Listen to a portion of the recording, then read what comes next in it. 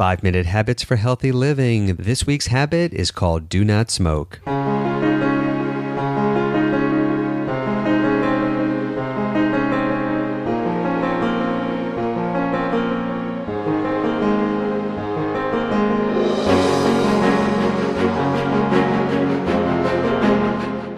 Hello, this is Dr. Brian Morris, and welcome to 5-Minute Habits for Healthy Living, where you will learn the tools to practice a healthy lifestyle 5 minutes at a time.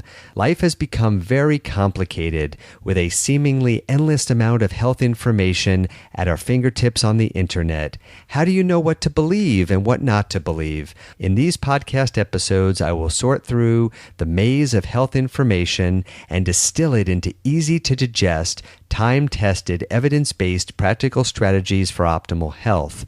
I've been practicing internal medicine for 20 years. I went to medical school at Johns Hopkins. I trained at Yale, and I previously held a teaching position at Harvard Medical School. I currently practice medicine and hold a teaching appointment at UCLA Medical School here in Los Angeles, where I teach these tools and these strategies to medical students, house staff, doctors, and of course, to my patients. Before we get to this week's habit, I'd like to remind you that the information contained in this podcast and at 5minutemd.com is intended solely for educational purposes and should not be used to diagnose, treat, or prevent any health condition or illness.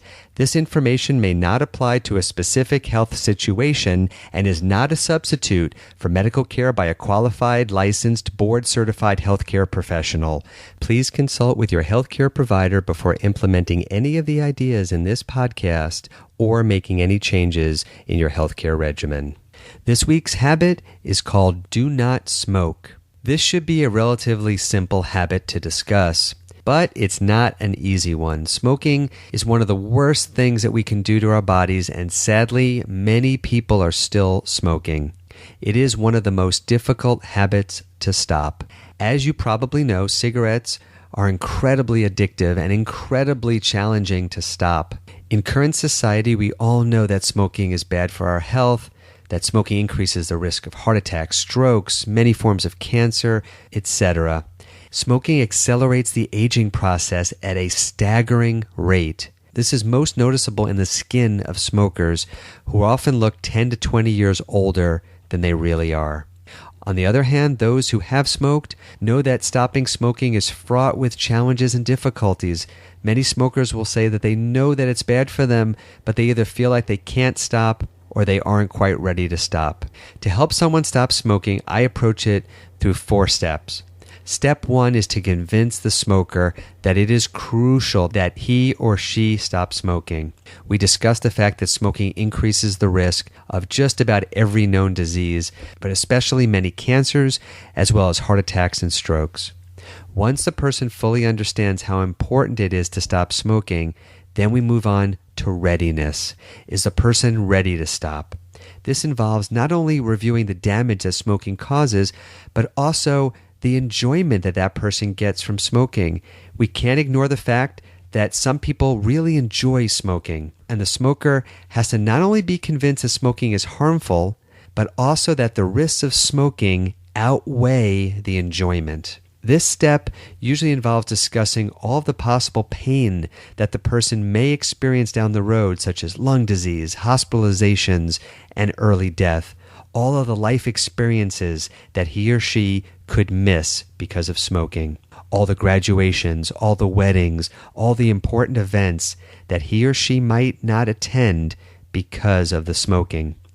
Once the person gets to the point where the risks outweigh the benefits, and this may take months or even years, then we move on to step 3, which is a plan. How can the person safely and effectively stop smoking?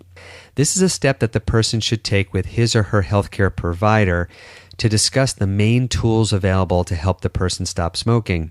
There are so many tools now available, and this is a very important discussion to have with the patient's healthcare provider.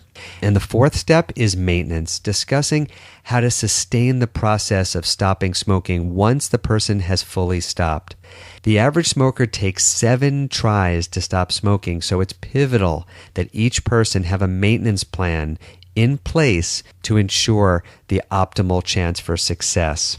One other factor that helps the success rate of smokers is to have a support system in place. This can be a friend, it can be a spouse, it can be a coworker, or it can be a group, but having support dramatically increases the chances that the person will be able to successfully break this habit.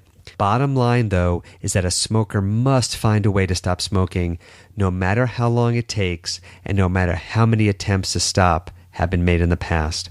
If you're a smoker, speak with your healthcare provider and see what can be done to help you.